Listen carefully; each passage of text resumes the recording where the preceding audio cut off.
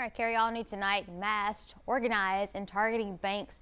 Federal prosecutors say 4 men tied to a Houston street gang pulled off 2 high-stake robberies right here in Beaumont. ATM technicians were ambushed in broad daylight and nearly $300,000 in cash was stolen. Now the suspects face federal charges, and the case is shedding light on a growing crime trend known as jugging. 12 News Daybreak anchor Mark Armstrong investigates.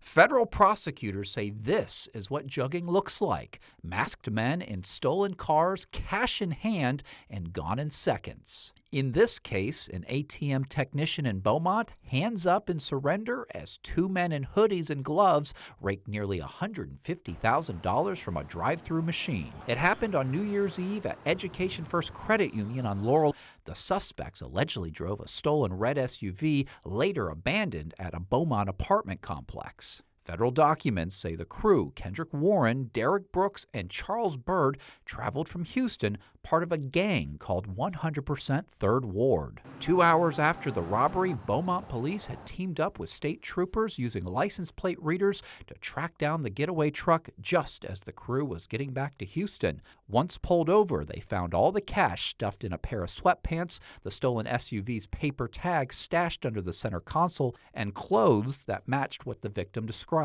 The indictment also ties Brooks and a 4th suspect, Jeremy Foster, to an earlier robbery at PNC Bank on Phelan back in October. That time, $153,000 taken after another ATM tech was allegedly pushed and overpowered. Thieves are going to be thinking one thing: how fast can I grab this bag?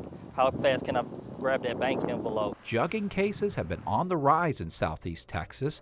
In April, 2 other men from Houston were arrested for jugging robberies in Beaumont and Port Arthur. If they see you going into another store after you leave the bank, they're going to assume you left the money inside your glove compartment. And just last week, Beaumont police confirm of another incident after a customer left a Chase Bank in the city's West End.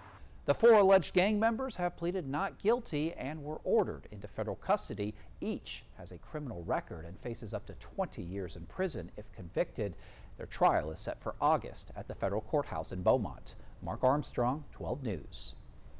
The gang they're allegedly connected to, 103 or 100% Third Ward, is no stranger to federal attention. Last year, 6 members were indicted for racketeering and murder in a separate case in Houston.